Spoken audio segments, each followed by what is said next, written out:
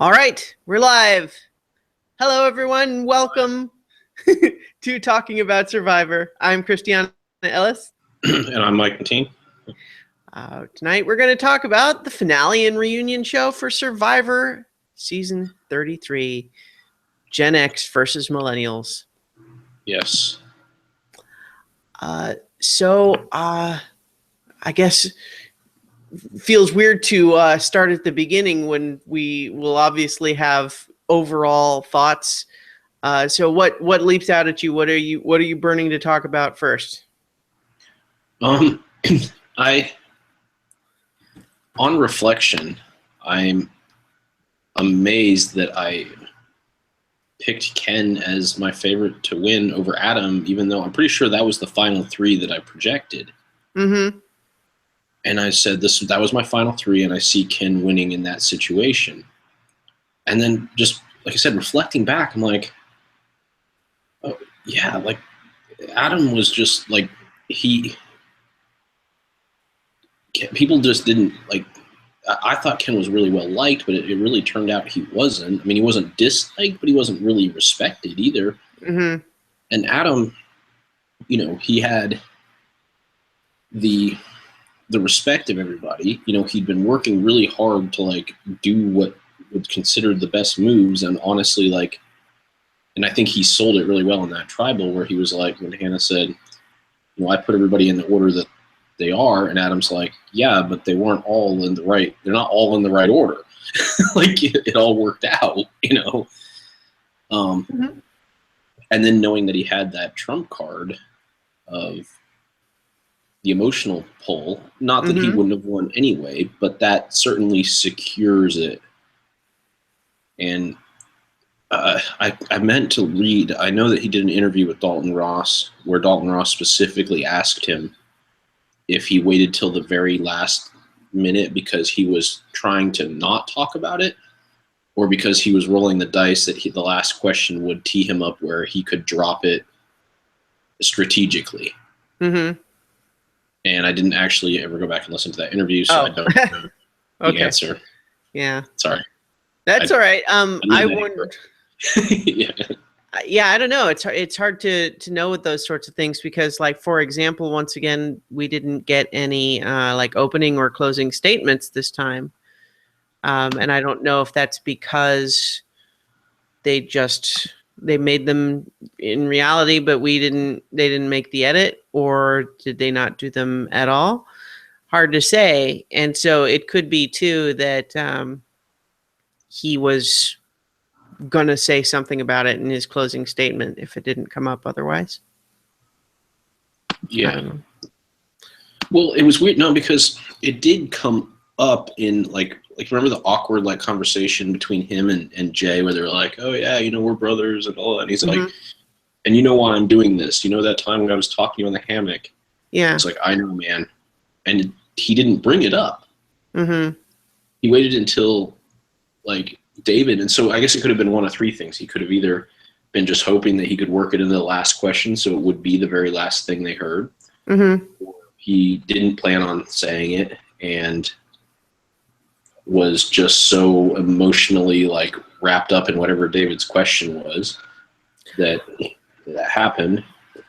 I wondered if I wondered if Jay was really the only other person who knew. I mean, he was the only person we saw Adam tell. But it was hard for me to guess whether or not Adam was he like keeping it a secret, or was he just kind of not talking about it? You know what I mean? Like, yeah, was Jay really the only other person to know is the question, I guess. And the reason why I felt like that is because of that sort of weird, like, instead of like, hey, remember when I told you about my mom in the hammock? It was like, why I'm doing this. Mm-hmm. And he didn't even admit it there. Yeah.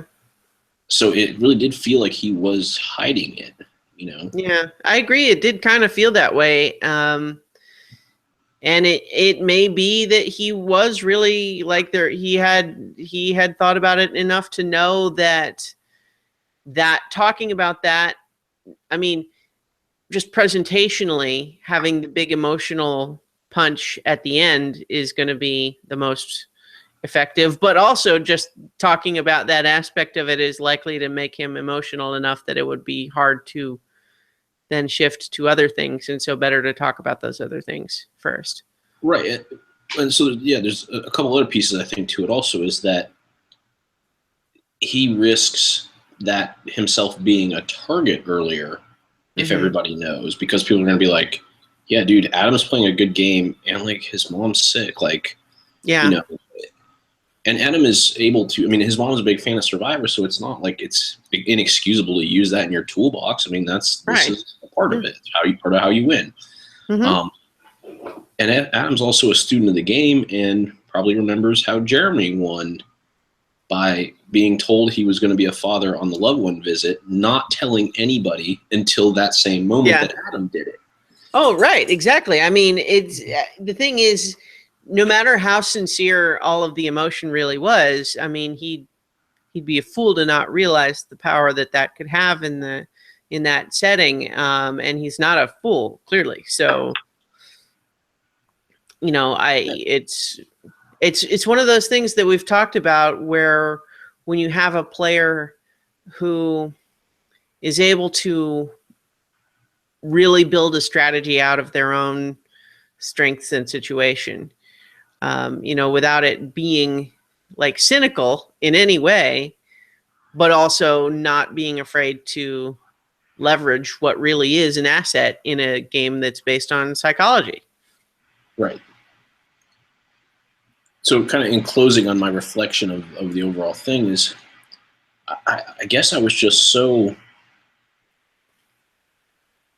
hung up on how poorly Adam played at the beginning to not even realize, which it was also in reflection, part of what made him so good at the end is that I didn't even realize what he was doing. Like, I didn't realize how good and strategic he had become.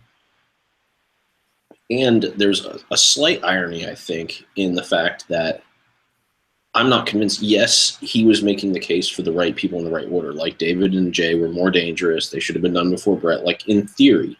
But what ended up happening is that he kind of backed into them being a shield for him for all the way until the very end game without even meaning to. So the very pitch they gave him, or that David gave him, was really what had been happening. And Adam, I don't think he even realized that. So Hannah had basically set him up to win. So he kind of got lucked into it. He kind of stumbled into it. He made some great plays. And then also thinking back, I think I was taken a little bit aback by the style in which he played, which was just, he was so open about everything that he was doing, like by the end game. Like, it was never a secret. There was never like going off in the woods. It was just like walking up to David and being like, yeah, man, I wanted to vote you out, so I'm going to try to get you next. You know, and it's just kind of like off-putting, and you're like, well, how could that be a good strategy? And then you realize, like, David respects that. And so I feel like foolish that I didn't recognize that Adam really was the favorite in I mean, it didn't go down exactly, but the systematically, it kind of ended up in the same place I figured it would for similar reasons. With the final three, I feel good about predicting that for the reasons I did. But I feel foolish that in that final three, I didn't identify Adam as the clear winner, which he obviously was. You know? Yeah. Well, so here's my take on that, because anyone who listened to or watched our last episode will know that I had made the same prediction. I said I thought you were correct. And I don't feel foolish, but, you know, it's one thing to be wrong. It's one thing but it's another, I think, to feel foolish. I think part of what tripped us both up here is that there was clearly a separation or a discrepancy in the way the others felt about Ken versus Adam that I don't think was necessarily ever shown clearly on screen, in terms of it seeming like maybe people were, you know, Ken was kind of a lot more aloof. But see, I think that we thought that it was more of a case of people respected Ken and thought Adam was kind of a weasel. And then it became more of a, people thought that Ken was, you know, aloof and a little bit cold maybe, and Adam was a fighter. You know what I mean? And I Well, think that transition that Weasley thing, like I said, into what, like, he started not going and doing it behind people's back. mm-hmm. He was playing with the same vigor. He just happened to just be like, look, everybody's going to think this of me anyway, so fuck it. I'm just going to, yeah. Well, but I guess what I'm just saying is that in hindsight, we can look back at that. But watching through, I don't think that that transition was ever really made evident. Because what we saw on screen in these last couple of episodes, other than the bit with Jay, we didn't really see people talking about seeing Adam as a threat at any point. No. And yet he gets the unanimous win. I mean, look, I thought Adam was great. I think he played a great game. I don't begrudge his win at all. However, I feel like unanimous win seems wrong to me. I can't believe that neither Ken nor Hannah got any votes. And also, what I was a little bit bummed at on Hannah's behalf is that I thought she had some incredibly good points that she was not able to communicate very effectively, and they got swallowed.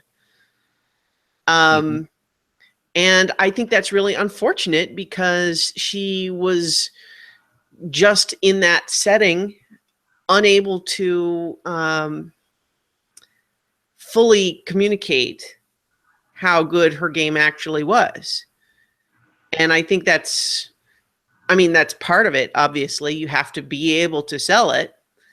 But I think it's also, there was a couple, like Chris in particular, I felt like kind of rolled over her. Like, he asked a question where she was bringing up some really good strategic points about her game, and he kind of just didn't even let her finish and moved on. Like, he didn't even really care to listen. Well, yeah, like, because she's the one that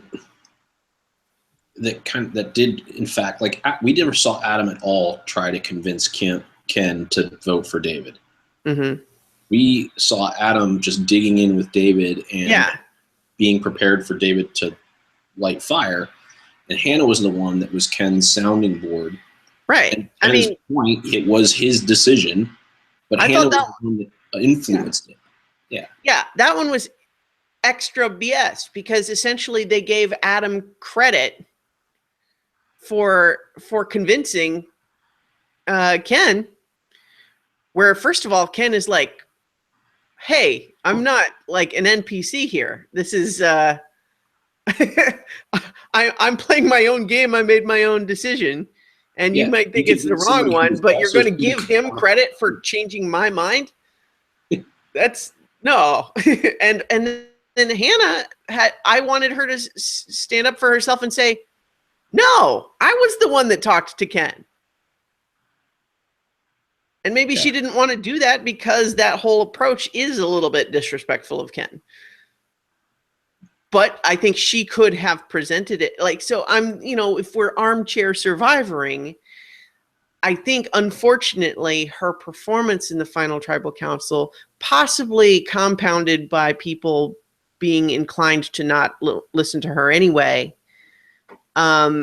she was not able to communicate some of the real strengths of her game as effectively as they potentially could have been.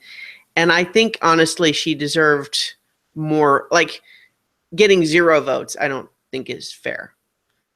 I mean, it's not that there's anything fair about it. It's just I feel like she played a really good game, and that was not recognized in that final tribal council. It is part of the game. I mean, you do have to sell it. And yes, she was up against perhaps unfair odds.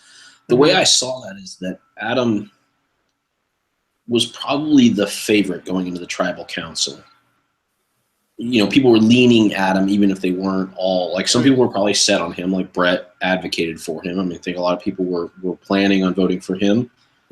Maybe were open to others. Some people truly probably were thinking, maybe I'm going to go, but And Adam really owned that tribal council more than, and he finished it with such a punctuation point that maybe would have fallen flat if he didn't do so well with the rest of it. Some of it was a little unfair to Hannah. He did light her up he seemed to really sense the jury kind of doubting her and leaning on him, and just latched on. Yeah. And so both Hannah and Ken sounded defensive the whole tribal council, and he sounded empowered, and that's what influenced, I think, the unanimous vote. Yeah, I agree. Yeah, I think you're right, and I think that probably does explain it.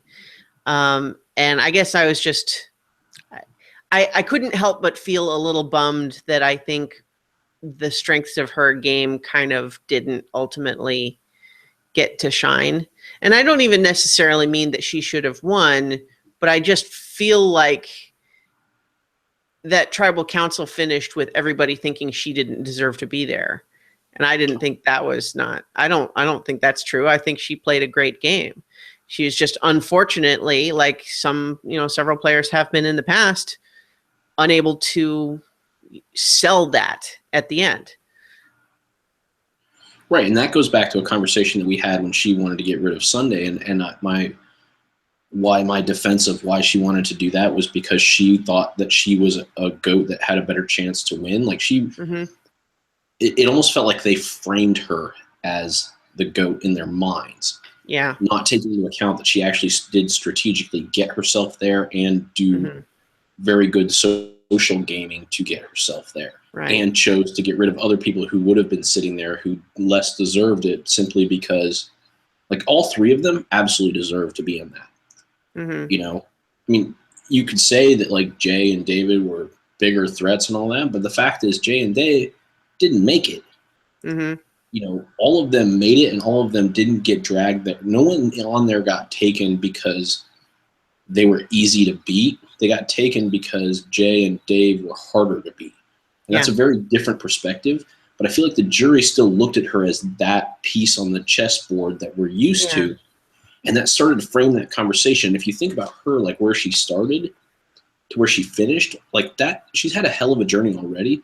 That's a big transition to go from somebody who's having a panic attack when they're not even in the challenge to someone who can stand up in a hostile crowd and defend themselves. Like, that's just was one step too hard for her, I think. And I agree with you, it was unfortunate because she deserved more respect. Her gameplay deserved more respect.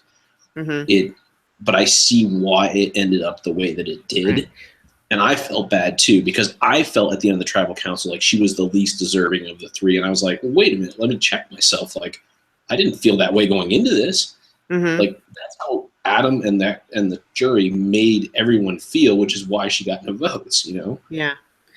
And not to take it away from Adam exactly, but in particular, the bits where she was trying to make the case that you were on the wrong side of some of these votes. They didn't go the way that you wanted. And he's trying to say, well, that's because you made a mistake.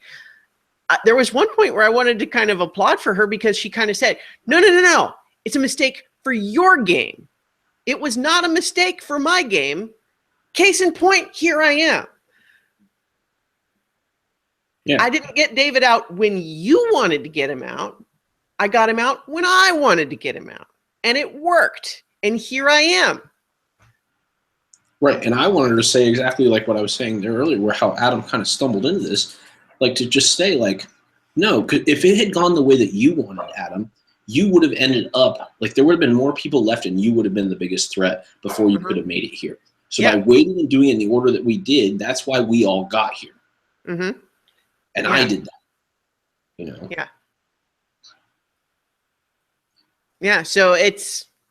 He just played that David and Jay card. Like, they were such lightning rods that the fact that he had been so vocal for so long about wanting to get them out, it's that, I think that's why Chris attributed it to him, just incidentally, is because Adam always talked about it, and I do applaud him for being open with his game. I kind of loved that.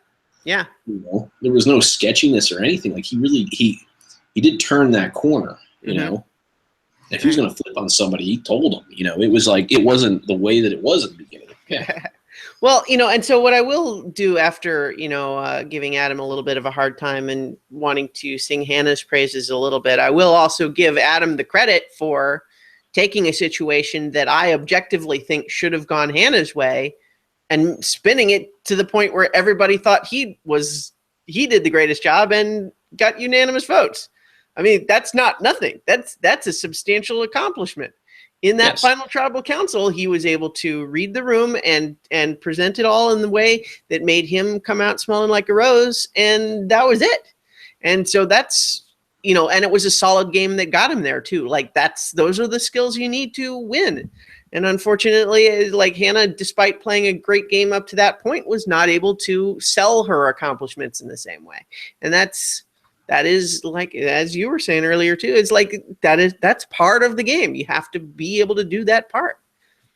And then Ken, we haven't really talked about Ken, and I think it's just because Ken's whole deal was really just coming down to he was playing a different style of game. He was playing the old school game.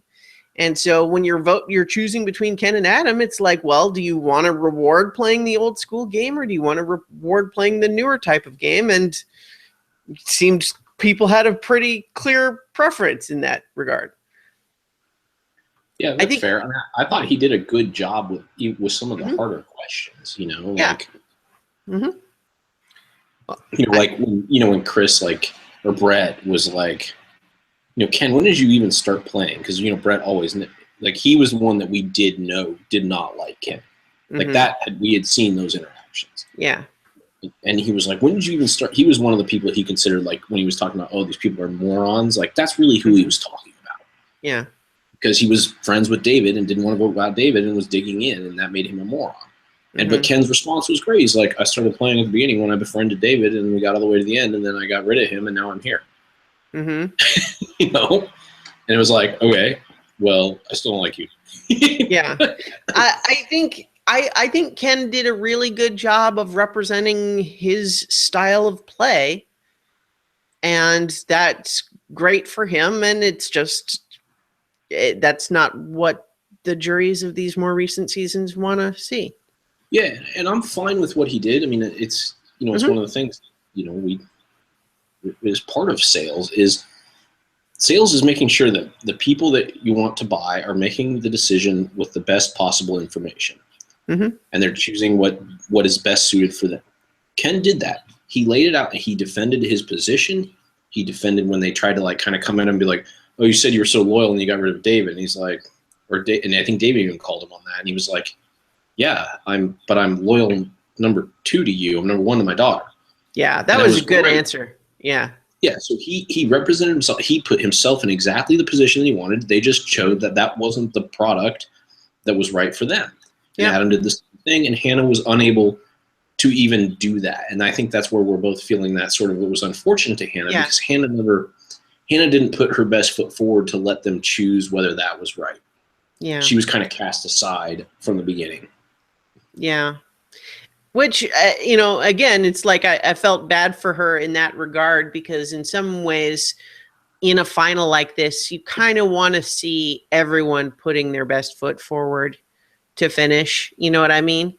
And I think that's kind of what happened here is that both Ken and Adam were at the top of their respective play styles in that final, but Hannah kind of faltered at the end, and some of that's just different skill sets, right? And part of her play style was more of the one-on-one relationship and the one-to-one, thinking about it and being able to think through strategically, what makes the most sense for her, and then getting the buy-in in very limited groups. Her play style wasn't to be able to stand up in front of the group and own that. That just wasn't, that's not her personality. That's not what she set up. And, so. Well, and then the pressure of that situation. Yeah. Yep. So in any case, let's go ahead and rewind all the way back to the beginning of the finale. Okay. So we started off, everyone's coming back from the tribal council and just discussing how the big part of the plan was to try to get Jay to play his idol, which he did, and he's frustrated because it worked and now he doesn't have an idol, and that's bad for his game. That's pretty straightforward. Brett is frustrated because he thinks at that time that they should have gotten out David. Hannah says it was the wrong time. Brett is convinced that either Jay or David is going to win. And this, in fact, actually, now that we know what we know, this is, probably some sneak preview of the way Brett feels going into the voting, right? Is that, he was convinced that Hannah made the wrong thing happen. And Adam agreed with him. So we could see that, right? And Yep. it's I think ultimately what Hannah wasn't able to sell is that maybe everyone can agree that in the abstract, David and Jay are substantial threats, and it's risky to let them stay in the game longer. But when she does the math and says, but if I let them go out sooner, I lose the trust of Ken, who's one of my solid allies right now. Right now, David is an ally with me if I'm protecting him. And the rest of you don't like me very much. So how does that benefit me to vote out my allies in favor of the people who don't like me? Right. It doesn't. Like you said, it was the better game. It was better for them. It wasn't better for her. Right. And so unfortunately, though, that didn't play. And but in any case, though, yeah, they didn't like it because she didn't do what they wanted, and that they did hold a little bit of a grudge. Mm-hmm. Well, and again, it's like we don't want to. Well, we'll come back to that later, but it's like I don't want to take away credit from Adam either. No. But yeah, it's just a matter of recognition of everybody's skills, because I think we had a great final six. Going into this finale, I was just thinking to myself before this final first tribal council of the episode, that's just like, I like all of these six. I think all of these six are interesting and deserve to be here. Yep. I was very happy with the way it all played out. Yeah. So in any case, we have Jay determined to find another idol. And this is where we get the amazing bit where we speculated about the fake idol, but it was a decoy. That's amazing. That was so genius. And it worked too. Holy crap. It worked so well that I felt bad for Jay almost. Yeah.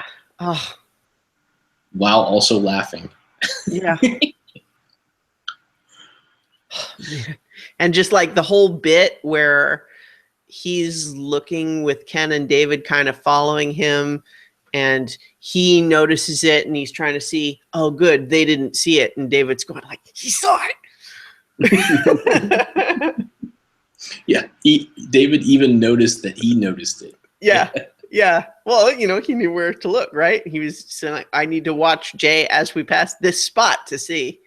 Right. And so, but that was just the way that all played out was just incredible. I couldn't believe it. It was like, it was so great. I wanted David to win so much in that moment, even though as we had discussed and as it played out, it was unlikely that anyone would let him get that far just because, yeah, I think he would have won if he made it to the end.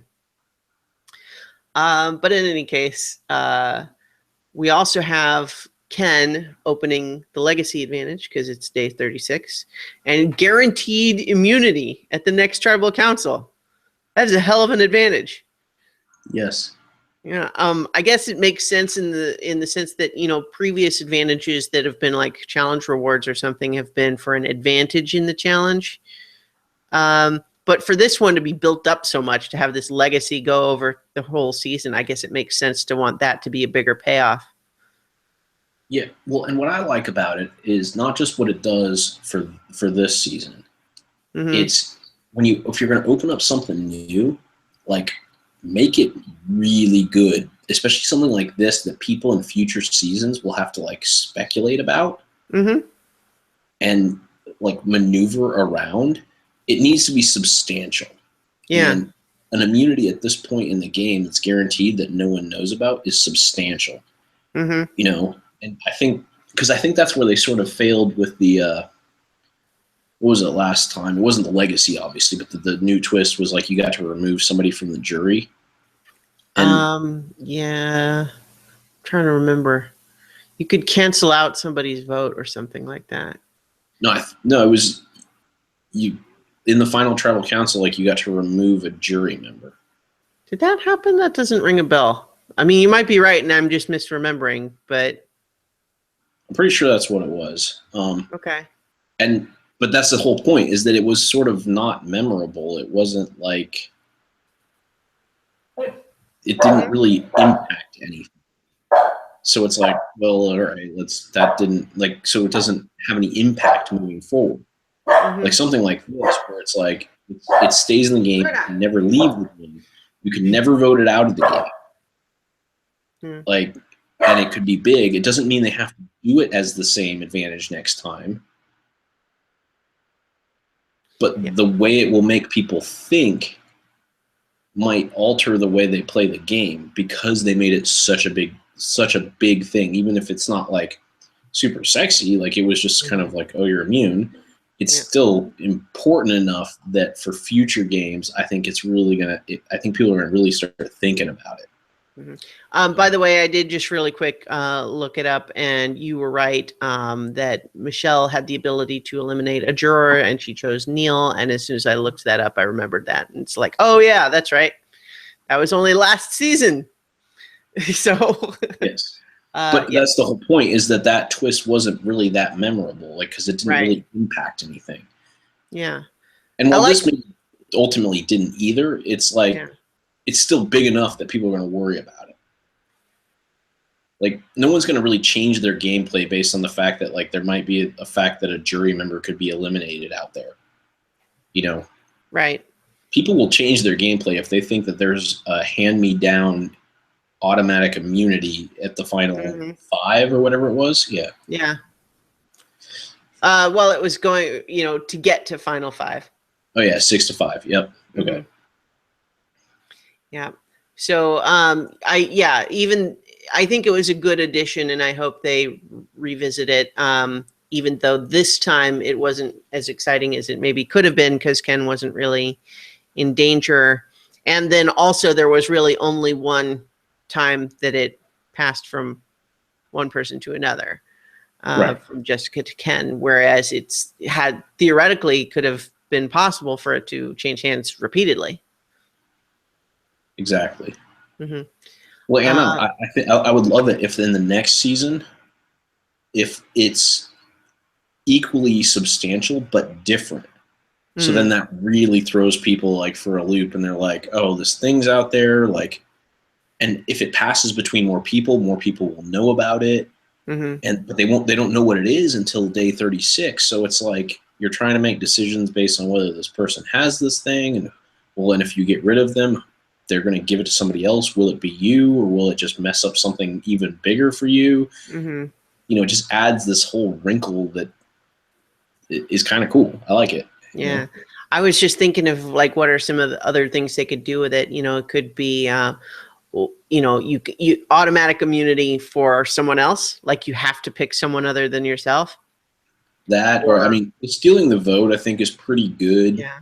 What about like a super vote that just sort of basically is like, I think that would diminish a lot of stuff. What I was going to say is basically you get to decide who goes, and nobody else's votes ultimately count. That'd probably be a little much, but it would be interesting. Yeah. Mm-hmm. Even as I was saying it, I was just starting to feel like, well, so much of the show is built around the ritual of the voting. Yeah, I don't think they would want to disrupt it quite that much, but you never know. They could try it. One that I thought would be cool because I was kind of brainstorming too. I was like, what else could they do with it? Mm-hmm. And I just think I don't know that it would be totally useful in the game. I just think it would be fun to watch. Is if you got to decide if there was you got to pick if it became an automatic, like a double elimination. Mm-hmm. Like you could stand up and say, yes, we're going to vote somebody else out right now. Yeah. Like I thought that would be kind of fun. That, yeah. And everybody's game, like no immunity, like Or a veto or something like that. Like someone's voted out and you can cancel it out and make it be this. I guess that's kind of the same as an immunity idol, really. But something that you could announce after the votes have been tallied. Yeah, anything that I love things that happen after the votes have been tallied, like that just is so much more fun. And then we noticed that because with the first immunity idol season and the power that you could just wield with it. See, what I was thinking is like not even after the votes have been cast, but before tallied. What if you could see the results and then decide? Yeah, I guess that's what I didn't articulate that. That's okay. That's yes, I love that even more because then like you don't want too much of that, but like like maybe only have there be just one opportunity for that one, like not just something you could use whenever. Well, same as this. Like I think he had to use it. Yeah, exactly. I mean, I think it's like this one. He had to use it this time. It was for one specific tribal council. But yeah. Anyway, cool stuff. So we get to the challenge. It's obstacle course with carrying the little this one wasn't the tiles, was it? It was the obstacle course and the memory combination puzzles. Was this one? It wasn't carrying the tiles. That was later. And it was for immunity and a stake, which is pretty great. And obviously turned into more discussion later. And then Jay, first to solve it by a while, but then leaves it uncovered. Yes. And so here's a question that occurred to me. Was I wondered when other people were looking at it before it had been confirmed, I wondered if it was necessarily going to be the same combination for everybody. Because they could easily eliminate the cheating aspect just by making everybody's combination different. Well, I feel like that was part of the mechanism, was that you had to remember to cover it. Like, I think that was like thought through. Yeah. Well, but what I'm the same so that you couldn't do what Jay did. Right. You know? Yeah, I suppose that's true because it gives the opportunity for something like this to happen. Whereas if they're just all different, it's just kind of, yes, it eliminates cheating, but it also eliminates the possibility of something interesting like this. Right.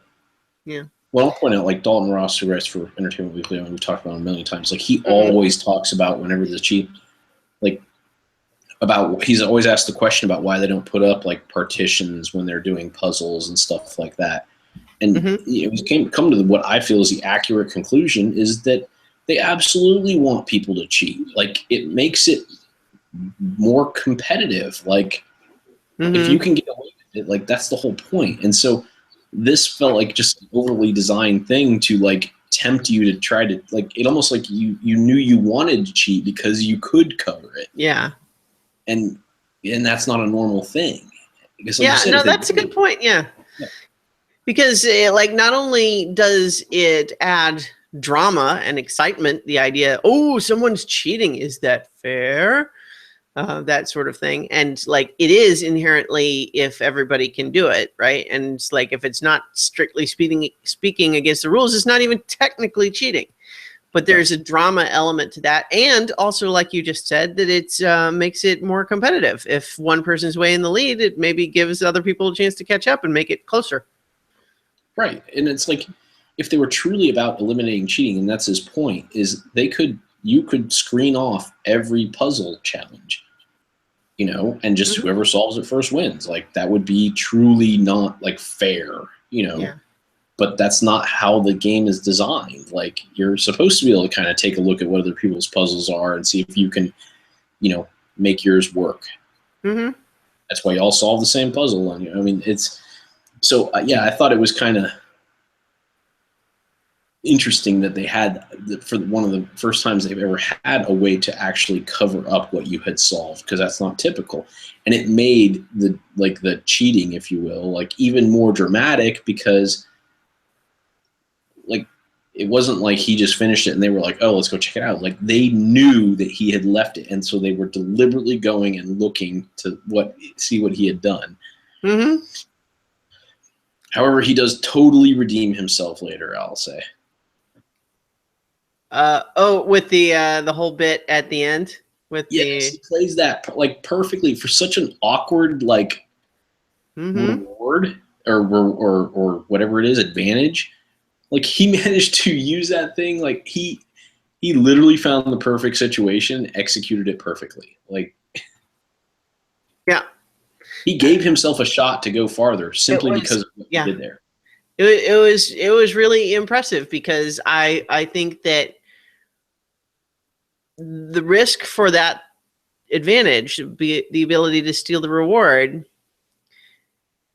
was always the problem that people would be mad at you for doing it, right?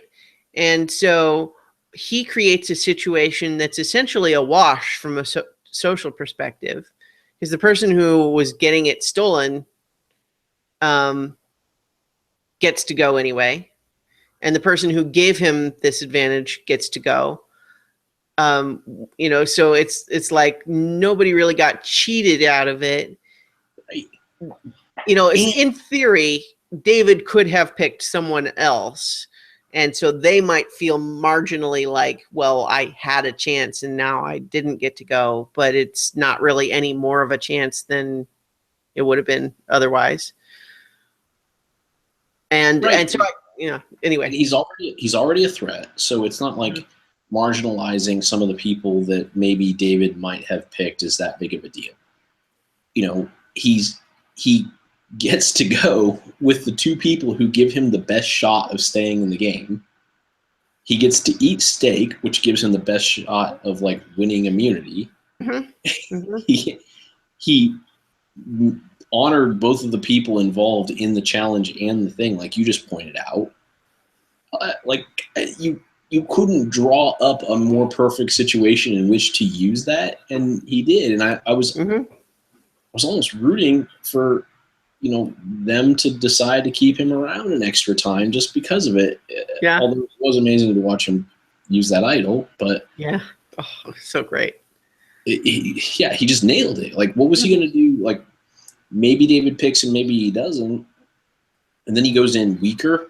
And he's going to get Brett and Hannah like on his side. Like, that's not going to happen. You need to go with the two most, not that Hannah wasn't strategic, but the two most visibly strategic. Right. And it just so happens they're also the two that the one guy won the reward and the other guy gave you the advantage. Like, I'm just amazed at how that stacked up for him. Agreed 100%. He turned something that was difficult to use because it had a substantial potential downside to completely balance any potential gain you might have. But he managed to use it in a way that essentially negated the downside or reduced it almost to nothing, while still getting crucial benefit right when he needed it. Exactly. Mm-hmm. I mean, just because it ultimately didn't it didn't do what it needed to do in the end, it was still, he gave himself the best chance. And that's good to see. Boy, that meal too made me hungry just looking at it. That steak and the potatoes and red wine. It's like, it looks really good. So Jay's pitch to David and Adam was, I think, maybe the best pitch he could have done, but I think it was always a long shot, right? Yeah. Just basically to say, look, if I go, you guys are going to be the next targets. which is largely true, even though really no one ever seems to think of Adam as a target at all until the end, when all of a sudden they recognize that he's a genius, and he's been a genius all along. How did we never see it before? But yeah, so like it's a hard sell when it's kind of like, I know I'm the number one threat because people think I will win, but I promise to take you to the end. And like, I think it was Adam later that says, I'm not playing this game to get third place, man. Yep. What do you want? So even if I believe your promise, that doesn't help me.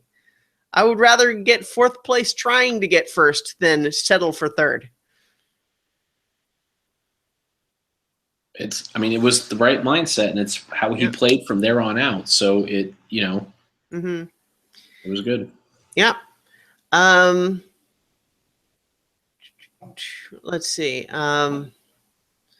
David does, we have David talk about the possibility of keeping Jay in, but it's, as we've seen many times in this show by now, that frequently when you have good players, they think through all of the options, regardless of how likely it is that they would actually choose any of them. But given that David has already gone to substantial trouble to plant a fake idol and do all of this and trying to keep Jay from being immune, seemed unlikely that he would actually change his mind, because he's promised to go to the final three with the one guy he sees as the biggest threat and has for a while. So, yeah. Yeah, but they had such an open dialogue about it. It was amazing. Yeah. What I also love is that Jay, even though he was convinced that he had an immunity idol, still did everything he still played it the only way that he could at that point. There was nothing left for him other than that try and that appeal, that emotional appeal to Adam, and that, the shield appeal to David. He chose the right motivations, they just weren't enough. Yeah. And he still worked that, though. He didn't just sit on it. Even, especially considering sort of his the bravado with which he talked about that. I'm not going home. They're so foolish. Mm-hmm. But he was able to shelve that and still play the right way. Right. Yeah. And yeah, so that's this whole this whole segment just endeared Jay to me, for the rest of time. If he plays again, I'm totally for him. Oh yeah, I agree. He was. I think it was again just kind of he made the wrong allies early on, and that ultimately sunk him, because he ended up a strong player stripped of all of his allies, and so he was kind of seen as the guy that we need to get out eventually for the last 6 episodes. Right. I think he also made the mistake of buying into the stupid theme. Yeah. I think he was a caricature of himself, and he was choosing people who were also caricatures of the millennials, because that's how they were cast. That's why they were cast. Mm-hmm. And it's why he made bad decisions early on. And, it's unfortunate, because he clearly is bright, clearly has the right attitude about it. He didn't get mad when he got voted off. He was like, "Oh, you got me." Yeah. I thought that was real. Damn. Yeah. Well, that's a hell of a way to go out, too. That's fun. That's interesting. After all of that, and he didn't just even get straight up voted out. He had the most amazing fake immunity idol that has ever been made, that was made as a decoy to just for him. Yeah. Yeah. So good. Mm-hmm. So yeah, I'm 100% with you that I would like to see Jay return to a future season. I feel like they maybe would have said during the reunion show if he was going to be in next season, but it's also possible there are just people who haven't confirmed yet. I don't know. Yeah, it didn't look like a full cast. Well, it was definitely not. They only showed like 10 people. Right. So, but yeah, in fact, did I write down who it was? Yeah, I did. So they named 4, 5, 6, 7. They named 8 people. So there's definitely going to be. We don't know if it's going to be all returning players, or maybe half and half like they've done before.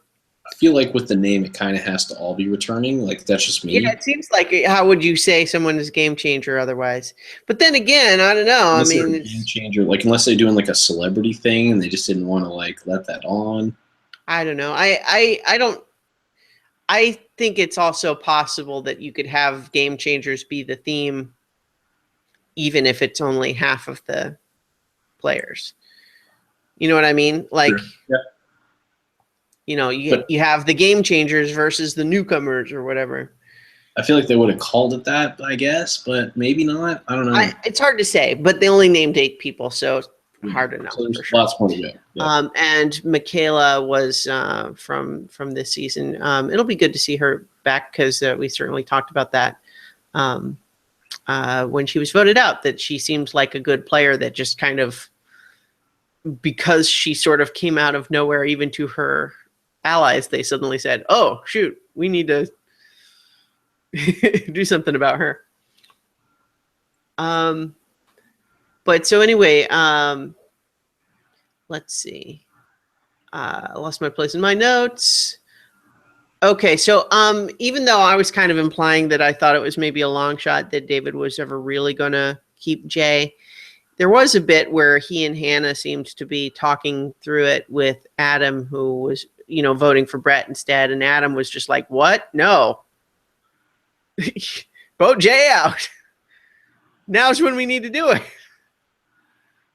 Yeah, and I don't know that Hannah and David were like seriously considering it. That just felt like their game style is like, hey, we should at least talk through everything that's on the table. Yeah. And he made some good points, which he did.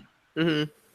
And, and Adam's gameplay at that point was, I'm just going to say what I want done, and like, I'm just going to play as hard as I can for it, Mm-hmm.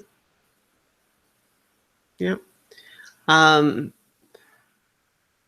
So in any case, we have Brett and Ken a little concerned that Hannah wants to talk to Jay, and Brett in his ongoing frustration of just like, shouldn't everybody realize what we need to do right now? How are we even having still conversations about this? This is like, why, it's obvious what should happen, but we got crazy people.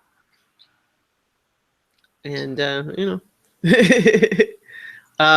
it's obvious to him what should happen that is in his best interest. Yeah. And it confuses him that other people are not acting on the obvious thing that is in his best interest. Right. Yeah.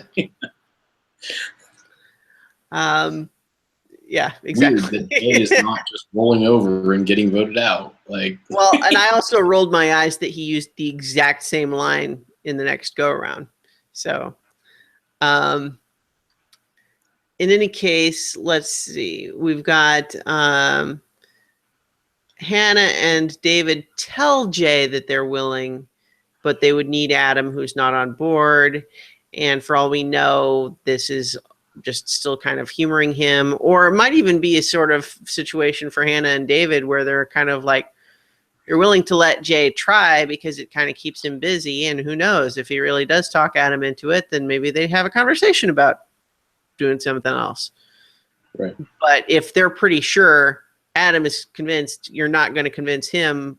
But if we lead you on to thinking it's possible, then you're not doing something else.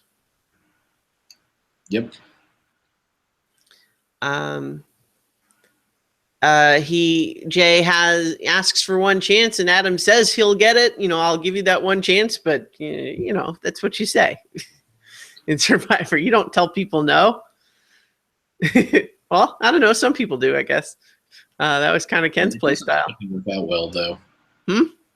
Doesn't typically work out well, though. No. When they're like, hey, I'm going to vote for you next tribal council. Yeah. And they have a whole day or whatever to be like, well, I don't want that. Okay, you can do that, but I'm going to go do something else then. Mm-hmm. Yeah. So we have at this tribal council a lot of discussion from both sides about how Jay's a threat. He's never going to give up, even if he knows everyone's going for him. He's still playing his hardest. Brett says he knows that if it's not Jay, it's him. That kind of speaks to there must have been conversations that we didn't know about. Either that, I mean, if he just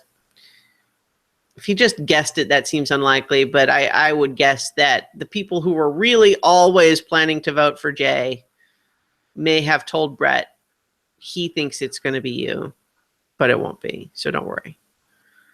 And then Brett might be in a position of, or maybe they even tell him that Jay wants it to be you, but it won't be.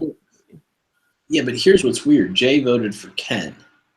Well, yeah, I wondered about that too. I actually have a note of not Brett, but who knows? Maybe he thought he was mixing it up at the last second.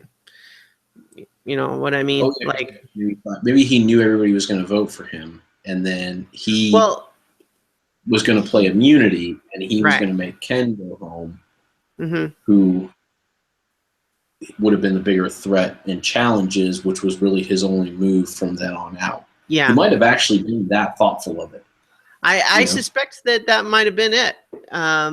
Especially, I mean, the way you put it, it just makes sense. That could be it. But yeah, it was interesting because we hadn't been given any prior indication that was his plan. I like when Ken plays the legacy advantage and Jessica hears what it is and she's like, oh, like she just knowing that she could have had that if she had made it. Yeah, if she had just made a different decision and not on the rocks. Yeah. Although I liked what she had to say in the reunion show about that, which is that having reflected on it, she still thinks she made the right decision in deciding to take a gamble instead of proceeding in a strategically disadvantaged situation. Like it was a 1 in 6 gamble where chances were 5 out of 6 that she would be in a situation or, you know, it's like 5 out of 6 that she wouldn't be the one. And she was trying for a situation she liked better than it would be guaranteed to be if she flipped. Yep. And she absolutely explained it very well. Yeah. It's like, I made the right choice and it just, the odds were not in my favor. Yeah. And as we joked about like that time with the Instagram post or whatever, like she's clearly like at peace with it, you know? Yeah. Yeah. And that's good. I'm glad. Yeah, and has had time to think about it and all that. But yeah, I could still see it sting when it was like you had that advantage. Even if you knew that it would have been difficult for you to get to that point, even after like drawing the rocks, like it's like, man. It is, especially when you have a situation like that, though, with the rocks, it is just really interesting to think about. How would the back half of the season have played out differently if someone else had drawn that rock? Could have been very different. But anyway. Anyway, that's like any other thing. Like, what if so-and-so had found an immunity idol instead of this person? Like, that would change everything. That's part of the game. It's what makes it cool now is that they've, you know, you can't just... There's too many variables that there's no one strategy that's going to work for every situation. Yeah. The rules don't apply 100% anymore because there's too many variables that you just have to adjust. Yeah. We got a little bit of discussion of Jay for getting the cover on the challenge and then the discussion of how getting the meal is such a big benefit at this stage of the game. Tying it directly into that mistake of like, you know, you're you're not clear-headed because you haven't eaten. So getting to eat makes a big difference. David jokes that he could arm wrestle Probst, and I kind of wanted Probst to take him up on it, but I think it would have been lacking in decorum. Huh? There was only just the one challenge of where he won the steak. It was reward and immunity. It was what? We talked about the challenge where there was the combination that Jay left the cover off, and that was both immunity and reward? Yeah. So David kept immunity. And gave up the reward. Yeah. It was gave up the reward. Jay only stole the reward. All right, yeah. Sorry. There's a lot of challenges and a lot of counters. Oh, sure. Yeah. 3 hours worth of stuff. Yeah. But yes. So in any case, we got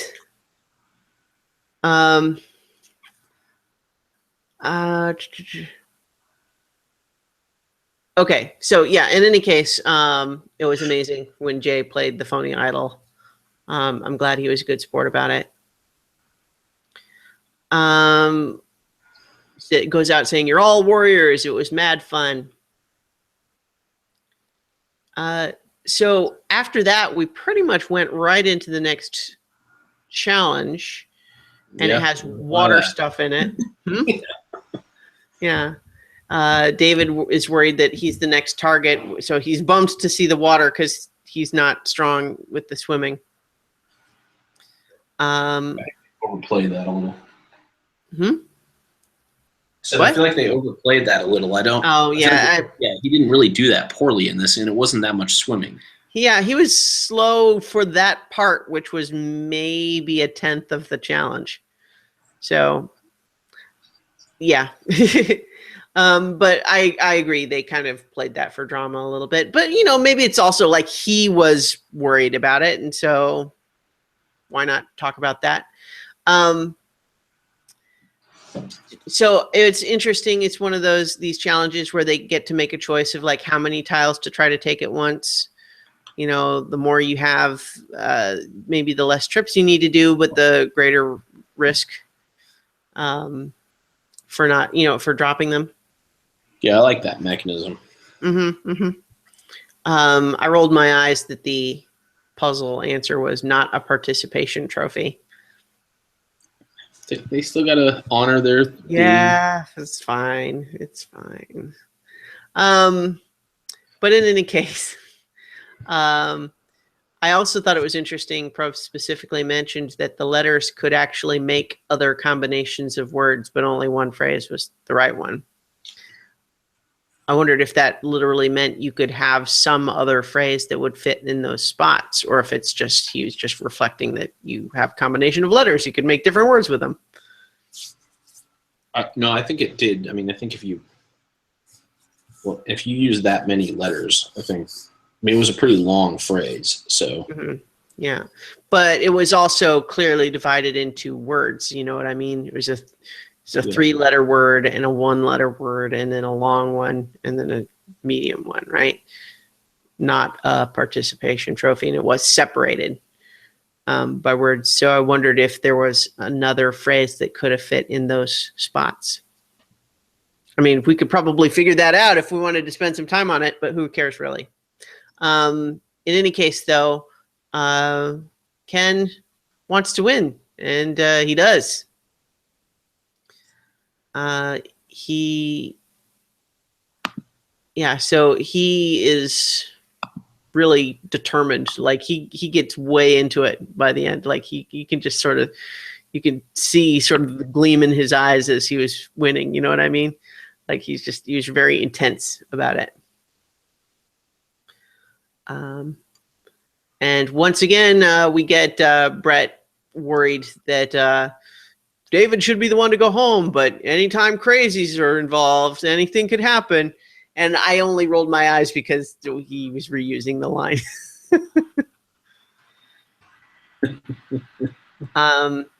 So Adam is pretty much convinced, okay, it's David that needs to go. Nobody's going to persuade me otherwise.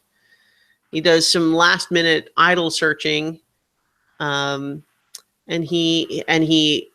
liked that he kind of spins it to Brett as, well, we got to keep David from finding it, which is not untrue either, right? But it's also he's looking and he's basically thinking, well, if I can't find it, it might be because David has it already. And sure enough, he does find it, and he's emotional about his mom again. And I had the thought during that I wondered if this is not a criticism against Adam personally at all, because obviously this would be on his mind constantly, and he's likely to get emotional anytime he thinks about it. But I wondered if it felt like the show going to that well too many times. You know what I mean? To show him getting teary about it every single time that it happens. Or maybe it's not every time, but maybe it was one too many. But maybe they needed there to be at least one time in the finale in case anyone maybe didn't see the other episodes, since it comes up later, right? Right. Although he does talk about it more than once later too, right? Because they have it in preparation for the final tribal and also during the final tribal. But yeah, like none of that's a criticism of Adam. I think it's a sincere emotional response. It's really what's going on with him. So there you go. But we do have David being the one person who seems at any point to think that maybe Adam is a threat, but also coming from the perspective of not wanting to be the one voted out, where everyone else is kind of thinking, well, okay, maybe you have a point about Adam, except that you're also a threat. So is Adam a bigger threat than you? It's kind of the same hard sell that Jay had last time. But so we have David basically saying to Hannah and Ken, look, we want it to be Adam or Brett than Adam. So maybe Adam's more likely to win the next immunity. And there's that sort of discussion. But let's see. Ken and David both go to Brett to see if he's willing to vote for Adam. And he says, yes, if it gets him to 4, but he's only humoring him. And so meanwhile, what we have is that sort of pseudo alliance, but with also the flip side of it, Hannah in the middle of, who's going to swing the difference here. Right. Because, Hannah is kind of ostensibly loyal to David and Ken, but could swing to Adam and Brett. And so we have Adam showing Brett the idol as proof that David doesn't have it, and so they don't need to worry about that. Then he also tells Hannah about the idol, and then I was thinking at that point that I was feeling like, is that too many people? Is he making a mistake by telling too many people about it?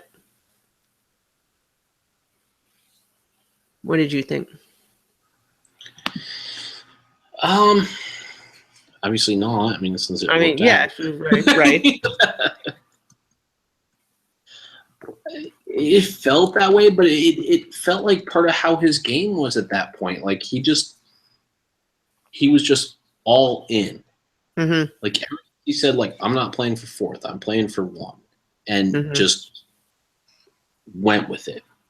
I whereas normally that would feel that way. Mm-hmm. It just doesn't. Yeah, I can't imagine that. And see, I think this is part of where we fell down too in our own predictions, is that like none of the other players saw Adam as a threat either. It's David was the only one who really even talks about maybe voting Adam. And he is not able to even convince, just a moment. He is not even able to convince his allies to vote for Adam over Brett. And so Brett ends up being the other target. But Hannah is feeling like she's talking about, seeing the arrogance coming from both sides, both David and Adam kind of coming at her from opposite directions, acting as though it's a given that she should be on their side.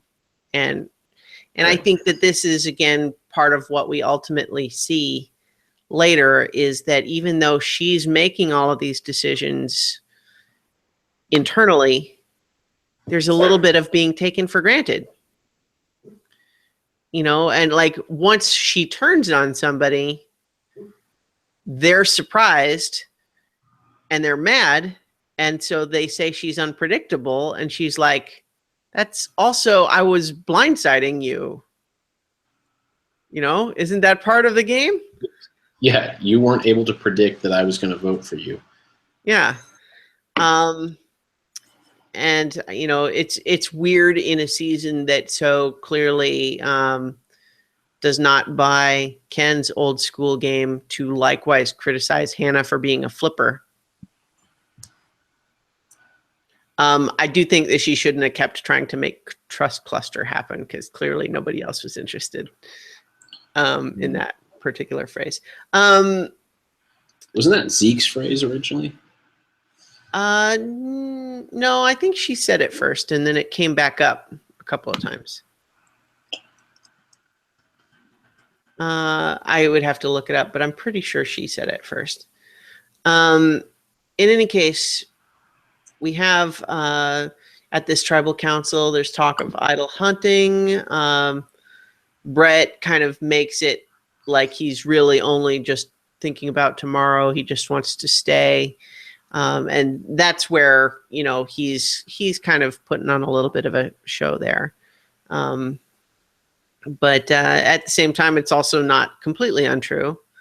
And Probst is also, he's been doing this a while.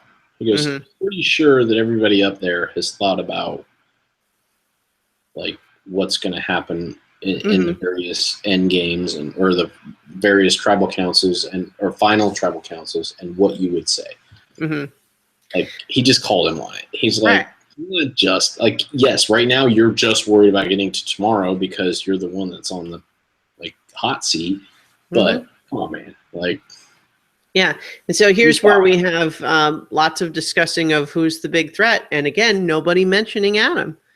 But Adam certainly talking about why David is such a threat. It's like, listen to that speech he just made about learning how to be stronger. And it's like, that's why he's such a threat. It's like, make people cry. You may inspire people. It's like, who did I make cry? And it's like, you made me cry. But see, like, that's good stuff for Adam too, in the sense of if everyone on the jury is nodding along with them, yeah, David is a threat. Adam's right. That's seeds for later, right? Yep. So Adam plays his new idol for himself, even, just didn't need it, but it would be silly to play it for anyone else at this point. And the votes are, between Brett and David, but but Hannah has chosen. Brett is mad. He says the flipper flips again, and I think that this was in his instinct, as we've kind of talked about before, is that I think when he's feeling a little vulnerable or hurt, he does tend to lash out at people a little bit. We've kind of talked about that before with Brett. And I think that happened a little bit. And he also is just saying he thinks everyone's just given the victory to David. And he may well have been right. And it was ultimately, as we'll discuss, later, it was Ken making a different decision than some people thought he would. But again, from Hannah's perspective, Adam can spin that as a blunder that she voted out Adam instead of David. but David did still go out, and from her perspective, if she did vote out David, she's got to be thinking, but with Brett, Adam, and Ken, do they bring me? Correct. Maybe not. So anyway, everyone goes back to camp. Adam is kind of stunned at what Hannah has done, is basically saying he had no idea that loyalty ran so deep. David acknowledges his gratitude to Ken and Hannah, recognizing is like, I understand that you guys are, I owe my still being here to you guys. Adam's not shy about saying, here's why I think that was the wrong decision for you guys to make. Yeah, and this is what I was talking about earlier about like what like Adam, like there's no more hiding. Like he basically told David right there, like, hey man, I voted for you and I'm gonna vote for you again. Like I'm like he's not gonna go and like have sneaky conversations. Like he's just like straight up, yeah, I'm coming for you, Yeah. Yeah. But so Hannah's kind of saying to Adam is like, listen, if I turned on David, Ken would have been mad. Then I have no allies left. Adam says, well, but Ken is going to win this challenge, and then he's going to take David to the end. And then David wins. Although, as we see, that's not what happens. And Hannah is in a position of feeling like she maybe knows what Ken is likely to do better than Adam does. And she's actually right. Which, again, it's like we don't want to give her all the credit and Adam none of it. It's like nobody's working with 100% certainties. But, yeah, it's just I kind of want to keep beating that drum of at least giving Hannah recognition for her play. So they both agree together, though, at that point, Hannah and Adam, one of us has to win the challenge because we don't want David or Ken to win.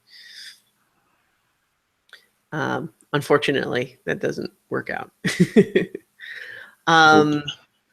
It's an interesting challenge, more interesting than it seemed at first, because you want to win by having the tallest stack, but the taller you make it, the more it's at risk of just getting blown over by the wind when you're not even touching it. Yep. That's interesting, and that's where we saw Adam's interesting strategy of building a medium stack and then just kind of playing wait and see.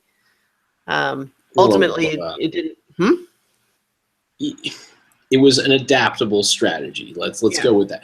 He didn't start off with that strategy. Yeah, he had his thing blown off and was like, "Oh shit!" Like, and then started to realize as other people's were blown off that like. He did get to the right spot with what he was trying to do, but he didn't go into it with that. Well, no, I agree. I've heard other people give him all this credit for like this defensive strategy, and it's like, no, it also didn't work. I mean, it was an interesting idea, but it did not get him. He was not one of the people, the two that got to go to the tiebreaker. Right. So number one, it didn't work, and number two, it was based on him failing at being able to do the other one. Like it, it was. It was a genius strategy, and I guess I'm arguing with you more than I should be, just because I've had other people who were like, "Oh yeah, Adam did that." I was like, he kind of backed into that. I mostly just wanted to observe the strategy and also and say it's interesting, but even though it didn't work, as opposed to trying to give him credit because it's an interesting idea. But, I mean, there's not really credit to be given there because it didn't work. It could have, but so could the strategy of just trying to build it taller, which is what ended up actually succeeding. Yes. So well, that's why I think I'm a little sensitive to it, because there's an expression that we use at work a lot, which is that hope is not a strategy. Mm-hmm. Like, you can't just say, oh, yeah, I hope this is going to work out, or I hope this is going to come through. Like, yeah, that's not a strategy. Hope is not a strategy. And that kind of felt like what he was doing there. He got tired of building it up and having it knocked down, so he just hoped that his medium stack would last longer than the other people who were actually doing the work, and it didn't work. because it's not an actual strategy. And that's why, like I said, I'm a little sensitive to it. And I was glad that it played out that the person who decided to aggressively build was the one who ultimately won. Mm-hmm. Yeah. Even though Ken ultimately won, it was also kind of nice to see Hannah doing well. And I found myself in an interesting spot during this challenge, because even though I definitely felt at this point like David was who I wanted to win. Yes. But it was a little awkward in the sense that, like, when I say wanted to win, David is who I wanted to win the game, not the challenge necessarily. Right. I mean, winning the challenge obviously would help in that end, to that end. But but so given that the way everything was being portrayed at that moment, it seemed like if Ken wins, then it's most likely he'll take David, and then maybe David wins the overall, right? Versus if Hannah or Adam win, they vote out David. And I found myself rooting for Hannah, but it did feel more on behalf of rooting for Hannah as opposed to looking at the next step of it. See, and I think this is part of where my feeling of foolishness comes from, is because in reflection, I was rooting for Ken here. Mm-hmm. And then when Ken won, and I was worried that he was going to keep David and David would then win, which I wouldn't have been upset with. I would have liked David to win, but I had made a prediction that Ken would win, you know. Mm-hmm. And then when he ultimately made the decision to, you know, so there was a snowball effect of me rooting for Ken here, and then it building and building and building to me saying like, and then the self-reinforcing like thing, and that's where I felt foolish. Mm-hmm. You know, that because like you pointed out, it's like there's a difference between feeling foolish and being wrong. I feel foolish because I feel like I let myself get, which I should also step back and say this part of the fun of the game and watching this show is that I was emotionally invested in the people who were playing at this point, and was happy to be rooting for people, but knowing that if it didn't work out the way that I did, like that I wanted, that I wouldn't be upset. Like, I'm not upset that Adam won. I would definitely not have been upset if it had. Oh, right, yeah. Like, I feel like we're both giving Adam kind of a hard time in this episode, but I think it's really only with the context that he got the unanimous jury vote. Like, right, which would imply that he was like that much better than everybody else, when really he wasn't. He was just enough better in everyone's mind. Yeah. He was a strong player amongst other strong players, and it helped a lot for him that one of his strengths was the last thing you need to do, which is to sell yourself at the final tribal council. Yes. But I think about it as like, even if he's only 1% better than the other 5, he happened to be 1% better in all of the jury members' minds. Yeah. So it's not like that. Like, so that's kind of how I see it, you know? Right. Yeah. Yeah. So let's see. But Ken wins. David is feeling pretty confident that Ken's gonna help him, but and that it would go to a fire making challenge. But he feels good about that because he's been building fires all season. Whereas Adam is a little bit, he's going to practice making fire a little bit, but he's less confident on that aspect. But Hannah tells Adam, let me talk to Ken. And I thought it was interesting that her chosen approach, obviously he did decide the way she wanted him to, but I wasn't sure about her approach, because this whole idea of she knows he's super loyal, but maybe you're super loyal to me, not just to David. And so you're in a position of having to make a choice, and I hope you'll choose me instead of him. But that didn't seem ultimately to be the rationale that Ken was really using. No, I mean, he just seemed to be what we've always known him to be, is that he's very principled, but he's a massive introvert and has an absolute loyalty to his daughter. And so he didn't share that with anybody because he's an introvert. And he was able to reconcile in his mind and then later defend that she's the priority. Yeah. And so David, he can defend it. And that's what I loved about him, is that he was able to justify his choice in a way that he could then later present to the jury.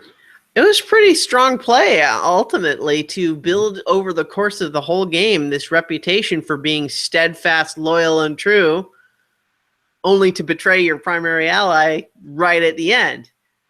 But with a very good answer to justify it. Yep. And that's strong. It's definitely, this is where we talked about the old school versus new school already. But in the old school style, it's a very strong game, I think. Yeah, and part of me wonders if David didn't already know that was what was likely to happen and why, and teed Ken up for that answer just in case it would be persuasive enough, but yet was still, he himself was still overly, like he saw the whole tribal council. Yeah. Adam won in that. But he didn't ask that question in tribal council in a bitter way. Like, oh no, I think he gave friendly questions to all three of them. Yeah. And so I feel like he kind of knew what Ken's answer was going to be and teed him up for that. Yeah. And was almost hoping that like Ken would own that a little bit more, the way that Adam, nothing, again, he didn't own it like through the whole thing. Like he didn't make this huge sob story about his mom, but he did kind of mic drop it, so. Yeah. So in any case, Adam and David have a heart-to-heart just on the basis of recognizing, look, it's, Adam's saying the only way I have a chance to win is if you go home. So that's what I'm going to try to make happen. And I think David's position before this tribal council is just sort of recognizing my hand is on the table. I've shown my cards at this point. There's really not anything I can do differently. So either you're going to bring me with you or you're not, and I am not going to be able to change your mind either way, at this point. And so I thought that was, it's a respectful approach, right? And I think it's the right approach for him to Ken. But Ken does have a good answer for why. It's like, yes, I'm very loyal to you, but not as loyal to you as to my daughter, and I don't want to lessen my chance of winning money for her to help you. So in any case, at the tribal council, Probst is trying to give Hannah a compliment, and as is kind of her way, she sort of starts to talk over it. But although, to be fair, he does start with the bad stuff, intending to continue on to say, and yet look how you've grown, but she kind of gets defensive over the bad stuff before he can get to the good stuff. And let's see, Adam is very clear, selling really hard to the jury too. I think David's played a great game that would beat everybody else. That's why we should vote him out. I thought it was still going to be a tie at this point, though. And then, sure enough, David voted out after all of that. And I was wondering to myself if this was a mistake for Ken, just on the basis of the question that we talked about, which was, if your whole game, the whole thing you're going to try to be able to sell yourself on is that you've been the loyal one who believes in being steadfast and true, and now you've betrayed your ally right at the end, you're going to have a good answer to that question. And I thought he did have a good answer, but it wasn't as good as Adam's answers. Nope. David's final words, he's taking the right lessons out of the game, which is just recognizing the personal growth he's had and that being really valuable in its own right. Yeah, what a great line of like, well, I'm walking out a different person than I walked in, and that's worth more than $1 million. Like, that's awesome. Like, so we have the last morning, we have Hannah and Adam chatting, and Ken giving the producers one more Generations line about how their generation just doesn't know how to just sit and be silent and watch the sunrise. And I'm like, it's not the one. Okay. Because Sunday's question was that too. Yeah. Yeah. Which was a terrible question. It was. Yeah. I think she's really the only person out of like the last 9 or 10 that I would have been disappointed to see in the end. I think everybody else in the last 10 would have been good. Yeah, I mean, I think the only jury members that I really wouldn't have wanted to see anywhere near there are Taylor and her. Yeah. I'm just looking at the list. Yeah, I agree. So in any case, we have everybody kind of we get the little summary from everybody where they're talking about what their plan is, how, defending their game and so on.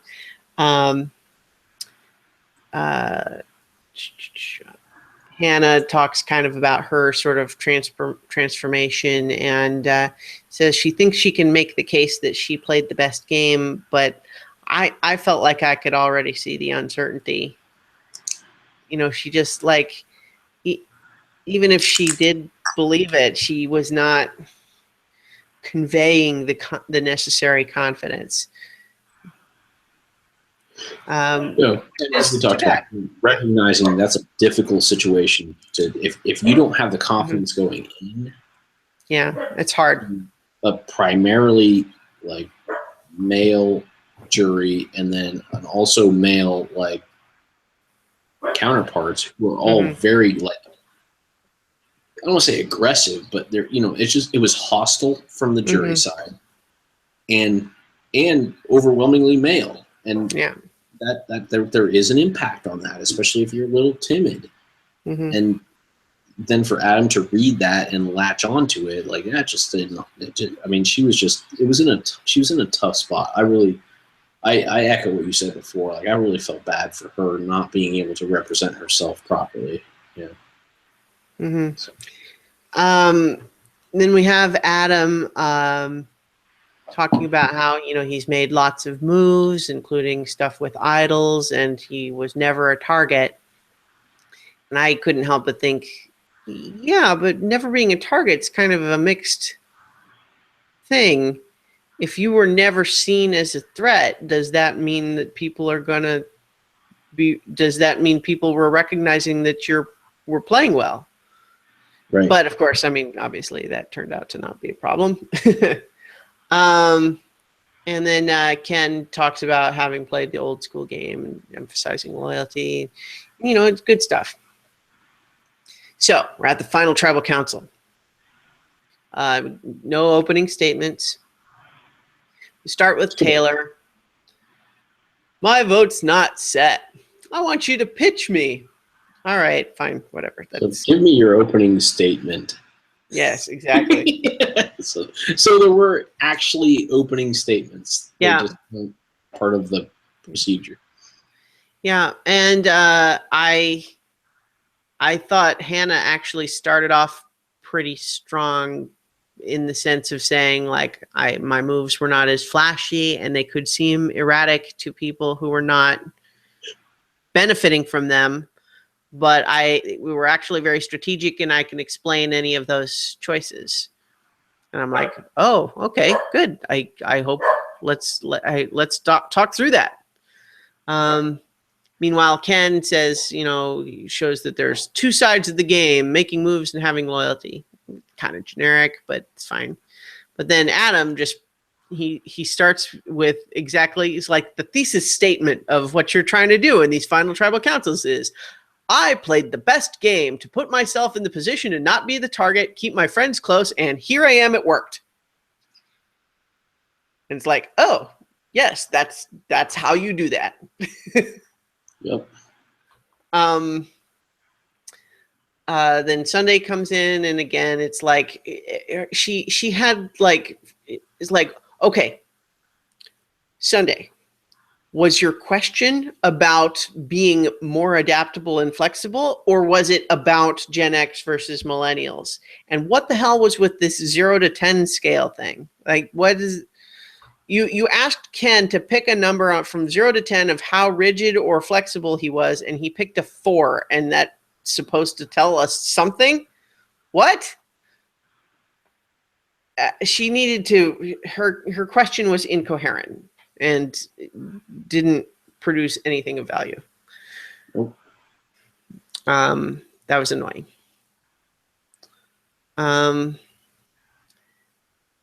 Anyway, then we had Jessica, who calls Ken on being a big deal about loyalty, but then voting out David, but at the same time giving him the opportunity to give his good answer to that question, which he pretty much nails.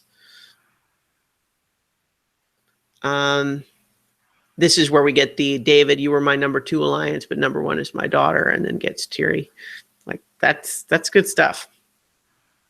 That's why I was also surprised, like, he got no votes. Like, what? No, unanimous? I still feel that seems off to me, but I guess you said it a couple of times now. It's still just like, people could feel conflicted, but if they all felt conflicted, okay.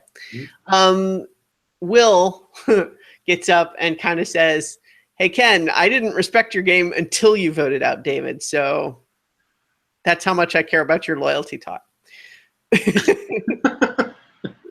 I thought that was kind of funny. And then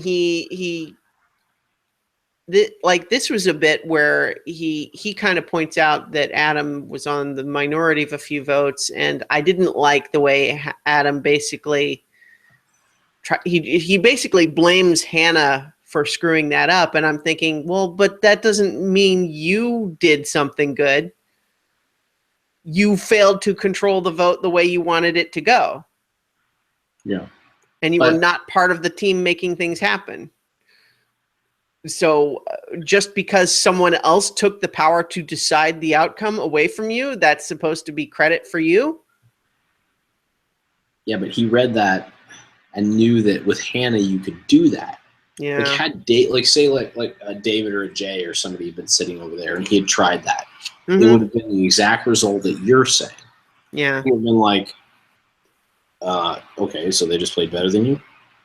But with her, for whatever, like, for all the reasons we've discussed, it just, he knew that would resonate. He knew that would work. And again, in this situation, more power to him. Like, I hate to say more power to people who just sort of diminish the strategic,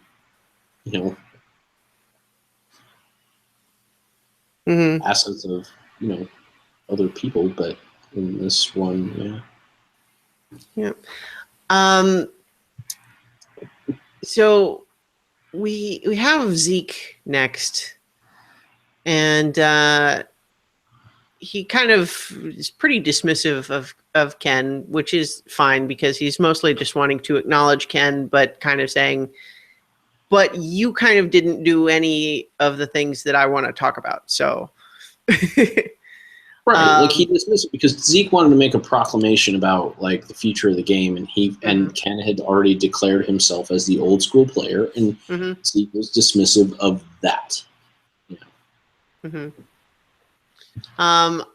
It's interesting given how the votes turned out, because when Adam talks about how control can be flexible and you keep shields in the game and all that sort of thing, I got the impression that Zeke was unimpressed with his answer.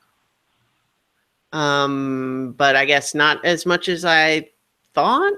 Hannah then talks about the trust cluster thing, and then she makes the case again, it's like that it was her that decided when people would go, not Adam. And I feel like she's saying the right things, but she's not got the body language that's selling it to people. They're not receptive, and she's not being successful in making them receptive. Yeah. There's more to selling than just having the right idea, unfortunately. Yeah. Then we got Michelle, and she Sans Dragon. Sans Dragon at this point. No dragon. No dragon. Oh, okay. I guess I didn't notice. In the reunion show, she had a dragon on her shoulder. No, I didn't realize. How did you not see that? I'm sorry, I didn't notice. A dragon on her shoulder. They didn't even talk to her. I didn't look at her.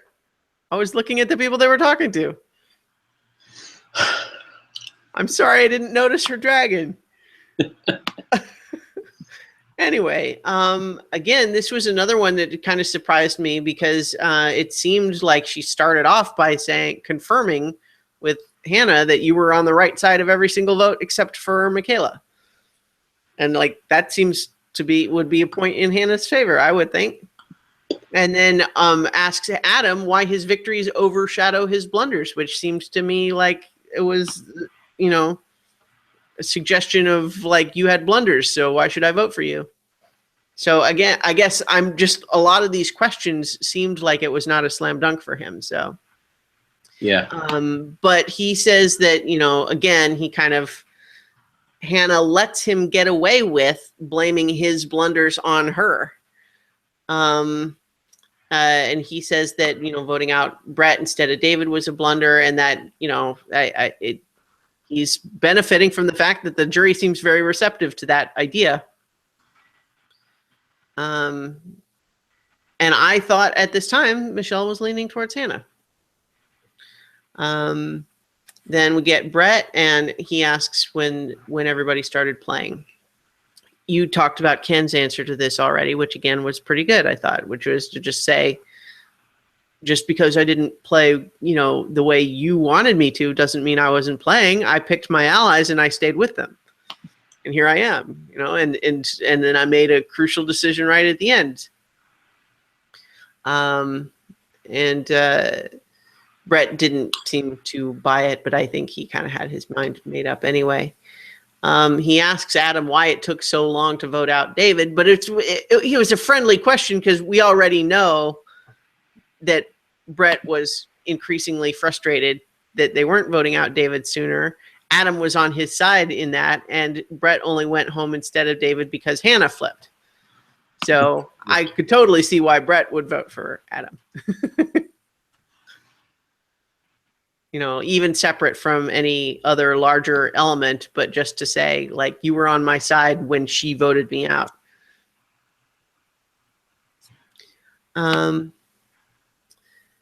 Then we get Jay, and Jay gives Adam like the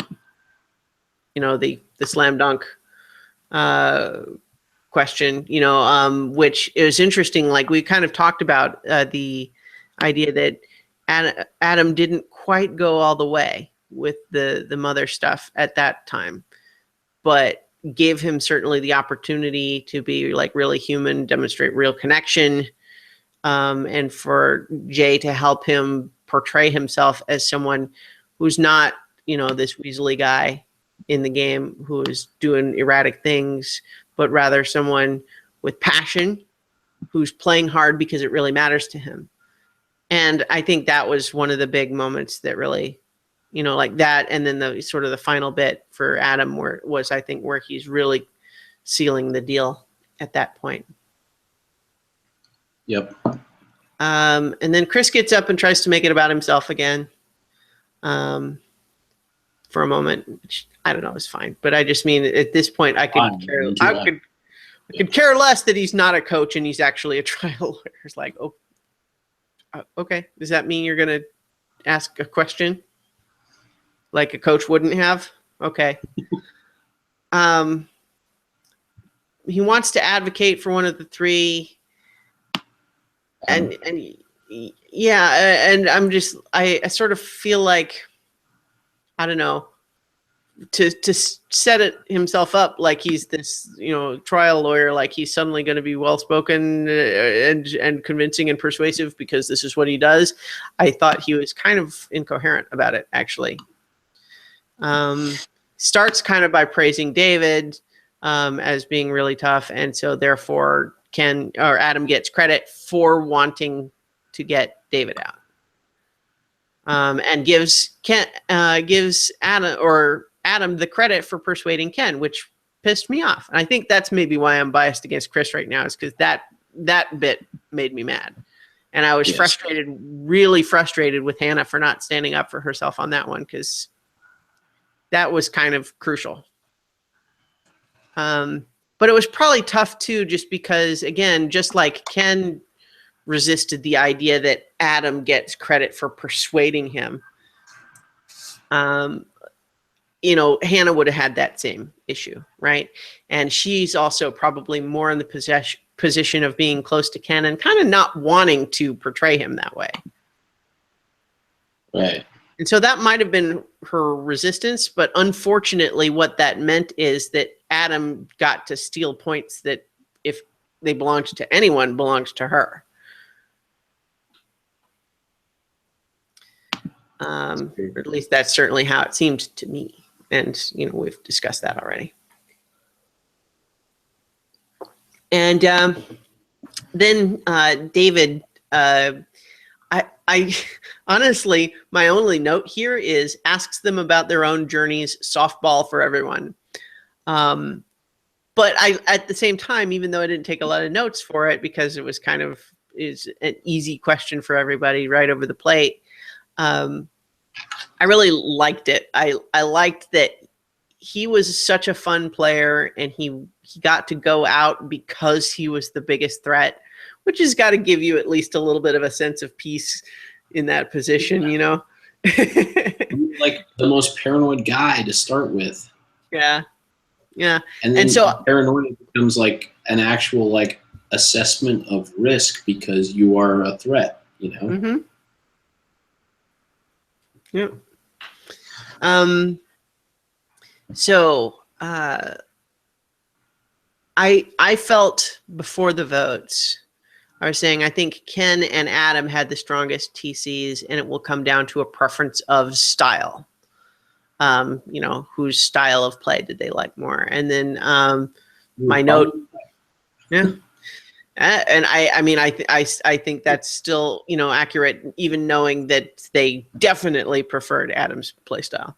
But then my note about Hannah was, I think, unfortunately, couldn't seem to make headway in persuading people, which is frustrating. I have, and then we get to the live reunion show. So it's.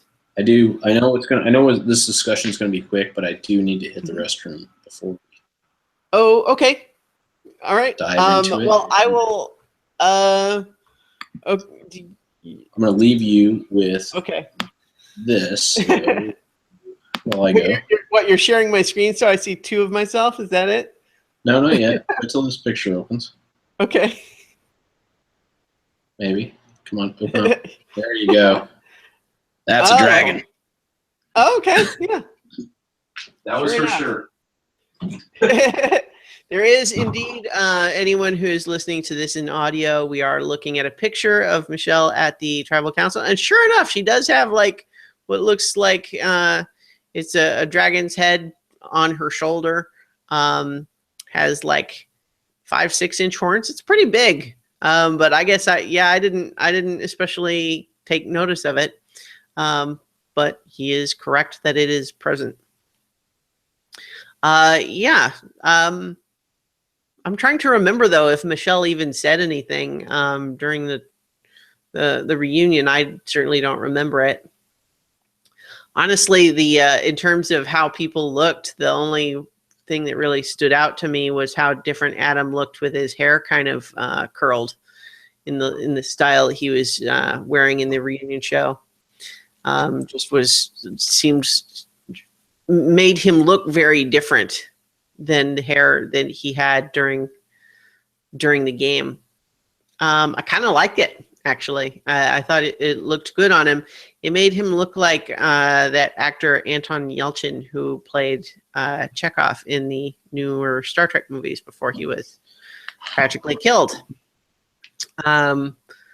Which I didn't really want to bring up, except that he just really did look like that. All right, let me get the screen share off. All right. So are we off? Right. Yep. Okay. I'm still seeing an image of myself instead of you. Oh, there you are.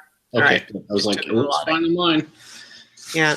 So we don't get, once we see Adam win and it's it's unanimous, and I was really surprised there.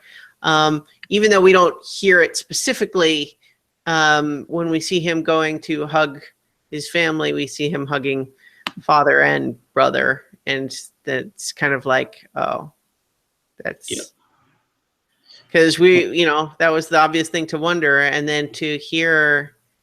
Yeah, because at first you're like, oh, is she just too sick to travel, or yeah, but then to hear that it's like she was hanging on just to see him again, and he was able to have a last conversation and say goodbye, and then she died an hour later. Oh man, that's crazy. But I think there are a lot of stories like that, of sometimes people seem to be, when it's getting close to the end, they can sometimes kind of hang on for something. But yeah, anyway, so it was very sad, of course. I mean, it's like all the stories you hear of, husbands and wives as they get older, and once one goes, like sometimes the other one doesn't live that long. Yeah. Even if they were fine, like there's so much that we don't know about how that's all interwoven into things that you could see, like her, like this not just being a coincidence. This being like her making sure that she stayed there just to see him and hear how he did. Yeah. That one time. So it's wow. Yeah. Rough. Yeah. Because it's just, it hits all of us, Yeah. So they talk about the the charity thing in that moment, and I really liked and respected him in telling that story and getting very emotional, but also kind of having a recognition of the surreal moment of feeling like, I'm sitting here on a live TV show having just won $1 million. And I know that as I'm telling you this story, that it's like a TV moment, and yet it's also my actual real life. Which, it's kind of like just that recognition so perfect for him. Yeah. Yeah. The surreal nature of being able to be in the moment, but also kind of take a step back and realize that's a good story, but it's not just a story. It's my real actual life. Yeah. So I really kind of liked him in that moment. Not that I didn't like him before, but I thought that was a very powerful moment. It was amusing because my wife came home there's about an hour left in the finale. So she watched the final hour of the finale and the reunion show and hadn't watched any of the season.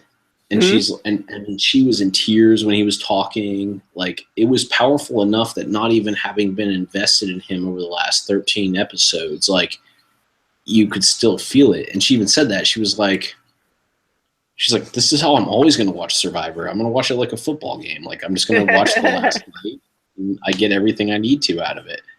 You know? You save yourself a lot of time that way. And I was like, you know what? I can't really argue that, you know? Well, like we're kind of like the people who, like, if you take that football analogy of, like, okay, there are people who just watch the football game and enjoy it, but for like, that's sort of the Survivor finale and reunion show. It is like the Super Bowl and the post game show.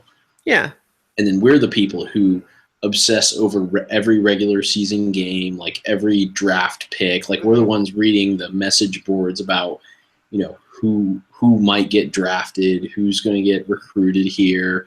You know, that's kind of where we are. But people can find enjoyment with none of that and just the, you know, just the end result. And in a season that, and that's a testament to this season. Because the final 6 were so good, the final episode and the reunion show can actually stand on their own with people who aren't even emotionally invested in any of them, because the gameplay was so interesting and intricate at that point that, like I said, my wife could walk in, sit down, and say, "This is entertaining. I'm entertained right now. I'm not entertained for an hour a week for 13 weeks, but I'm entertained right now." Right. Well, and I think what it comes down to is we can recognize that there are multiple levels on which you can enjoy a show like this, and that, you know, if you're coming to it primarily for the, you know, like the drama of it, you know, the ins and outs and the ups and downs and the personal stories there, which is a perfectly valid way to watch and enjoy the show. The finale is obviously the height of that, right? And you can get a lot of it, just like you're describing, just coming in at the end. But I think you and I also have an appreciation for the process, you know, the strategy and the planning and all of that, you know. So that part, you can't really come in at the end and still. No, but like, some people aren't as interested in that. Yeah. But that's the beauty of the show, is that it rewards both types. Yep. And maybe where they missed, you know, early on when they tried to use the advantage of being part of CBS, and they would, I think they would use it was the opening of the season that they would put at the end of an NFL game. And what this made me think of is, like, no, it should be the other way. Like, close the season. Like, don't worry if they don't know who any of these people are. Like, if you close the season strong at the end of an NFL game, and they're just like, all right, because it was the Super Bowl, I think. They used to launch Survivor after the Super Bowl, because that was like late January, early February. It'd be like the intro to the next season. And that promo didn't work. And it's like, okay, well, remove it from the Super Bowl, put like it into this time period. If you put that Survivor finale right after a big time NFL game on CBS, and people who are just watching that, and they watch that and they're like, oh man, like, that's kind of fun. Like, then you maybe build some viewership. And, you know, I'm just speculating at this point based off of a conversation with my wife, but, you know, it's there might be something to that. I mean, it was interesting to me. It actually trumped everything that happened in this reunion special, because after Adam did his thing, like, it's not like the rest was uninteresting, but it was fairly standard fare. And it, you know, and almost to the benefit of it, you know, there was none of the, like, odd, like, we didn't have, what was that one chick, Sia or whatever? Sia, that was really strange.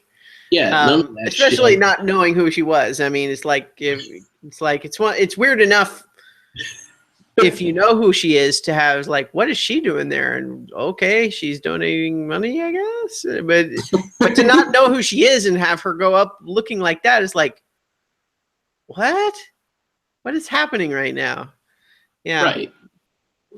So even though it was fairly standard fare, like Adam's stuff was powerful enough. Yeah. The end of the season was powerful enough. And then to hear somebody who I know is,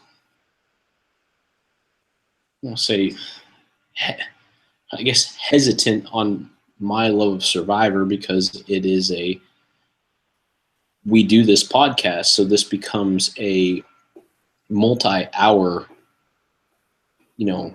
time out of my week with my wife. Like she's not as invested. Like it's a thing that she just like doesn't get. And then when she watches it, she's like, "Oh, I get it. Like I get it." And maybe not every finale is like that, and this one just happened to be a particularly good one. It was a particularly good one. I think that is the case, but that speaks to it. It speaks to the finale. It speaks to Adam's delivery in the reunion show. It speaks to like just how this all like felt. So anyway, that's my. No, I mean that's dragon, all. Like which I've shown, and I'm actually still baffled that you didn't see that. Like she had a dragon. I guess I just didn't especially notice. I don't notice people's clothes very much, honestly. Yeah, and you go to like cons and shit like that, where like that kind of thing's normal. It's true. That's pretty tame for a con outfit. Yeah, that kind of stuck out. I was like, she's wearing like she's literally. It is cool. Like once you showed the image, and I was obviously expecting it. It's like that's it was pretty cool. Maybe cool was not what you were going for as much as weird. I wasn't really sure. Because I think it's kind of cool too, but it is weird. Like it sort of hits that. It can be both, yeah. Which I think is why I liked Michelle, because she managed to always hit that balance of she's kind of cool, she's kind of weird, Yeah. But yeah, I guess I tend to not pay attention to people's clothes. Generally. I don't know if that's why I didn't notice or just because they didn't really spend that much time talking to her. But yeah, as you said, a lot of the rest is kind of standard fare. We revisited Brett coming out to Zeke, talked a little bit about sort of the powerful arcs of personal growth from, David and Hannah and Zeke. We talked about Hannah and Ken flirting at the beach, which I don't know. I mean, I had honestly forgotten all about that, but it sounded like that they got a lot of response, social media response to that aspect. Yeah. Which is kind of like, okay, all right. I mean, we noticed it at the time, but it just kind of didn't turn into anything. So I hadn't even thought about it since then. I thought for a second they were going to lead up to like, and it turns out they're actually now dating. And I'm like, I was going to be really surprised. And then that wasn't it at all. And so it's kind of like, oh, okay. So why are we even talking about it then? Okay. All right. Because it was interesting, and because what they were doing was exactly what I just described. They were playing to the audience of people who maybe only just watched the finale. Right. But I was much more interested in talking to Michaela, where she talks about how she's definitely thinking, and she just didn't realize how big a deal people thought that seashell thing was at the time. Clearly. Yeah. And I liked, as we kind of already talked about, Jessica being at peace and feeling like she did make the right decision, even if it didn't work out. I have a note that is literally just talking to Will about being young and then talking to Sunday about being old. Yeah. That's a little bit of a overstatement. She was really talking about it's never too late to follow your dreams, that sort of thing. And I don't even mean to be dismissive of that as much as it just felt. I do. I'm dismissive of her in general. Like, fair enough. Yeah, nothing wrong with her as a person. Like it just she was just not an especially interesting Survivor player. No, not at all. Yeah. We also got the update that Figtails is no more. And they did announce how Taylor had it was a father, but they didn't get into technically was already a father.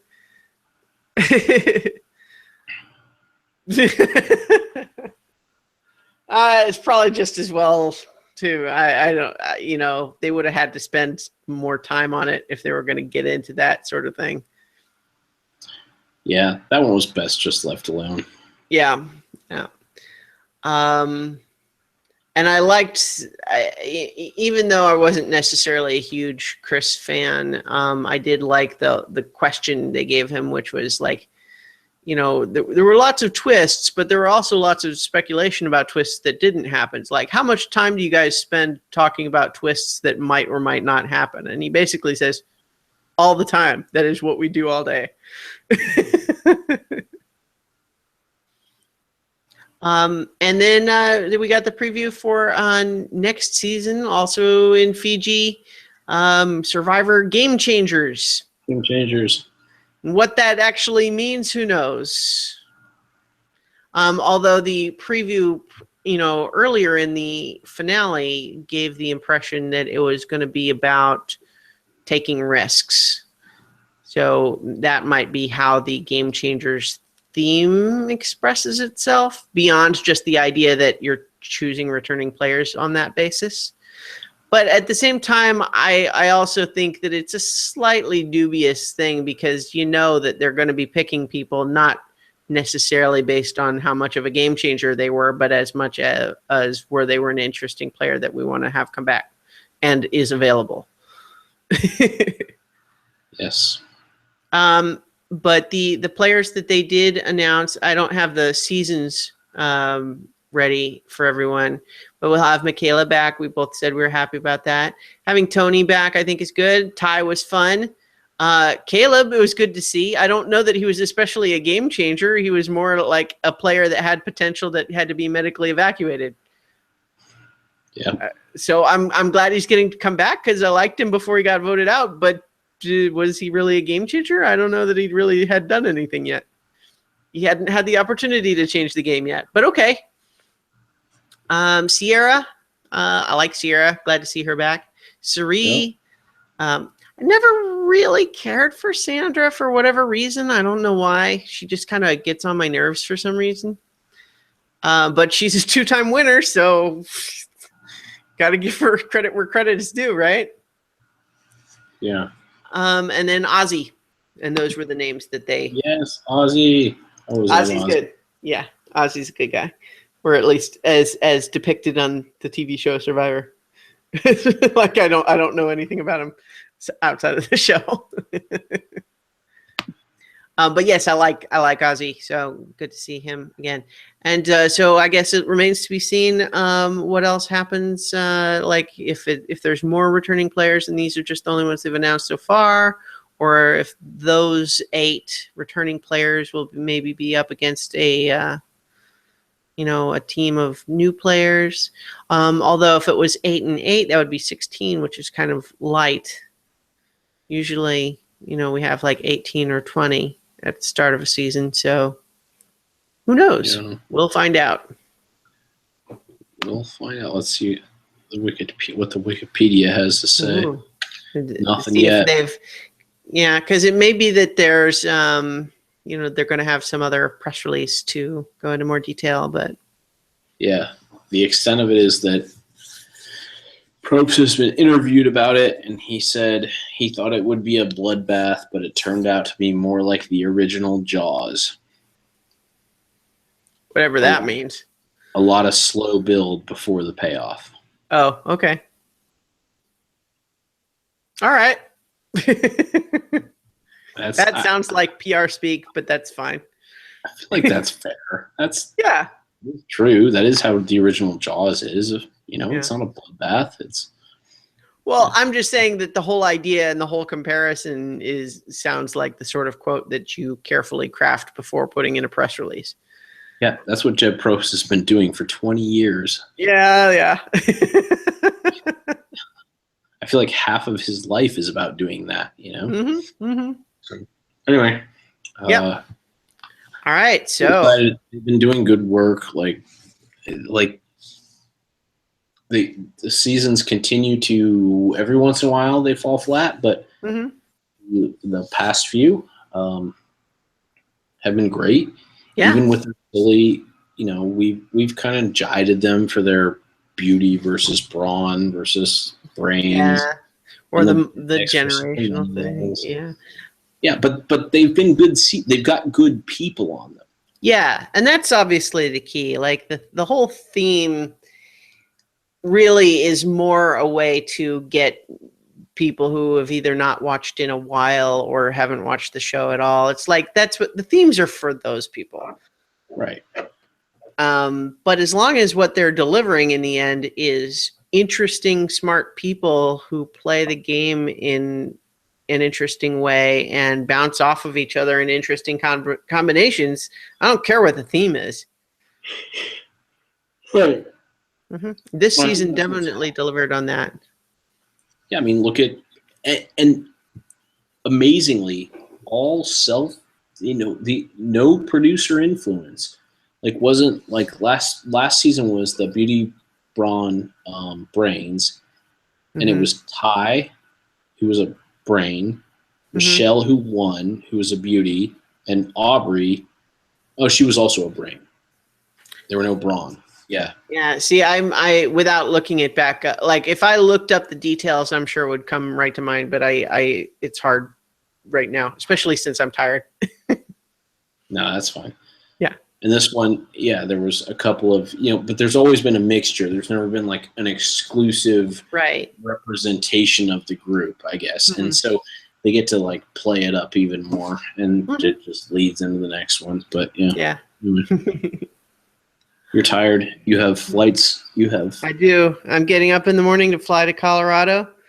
So I'm going to try to get the audio version of this podcast posted though before I go, and then we will certainly be back with talking about Survivor when we find out how Game Changers changes the game. Yes. And of course, if you like this podcast, then check out ChristianaEllis.com for lots of other content. Some of it, which is occasionally other shows that Mike and I do. Yes, we'll do one of those in the future. Yeah. As we will both be in Colorado in a week. Yeah. Do an in-person recording maybe. No promises. We don't know how that'll work. All right. Anyway. Thank you, everybody, for listening and or watching, and we'll be back next season. Happy holidays! Ending of podcast. Good night.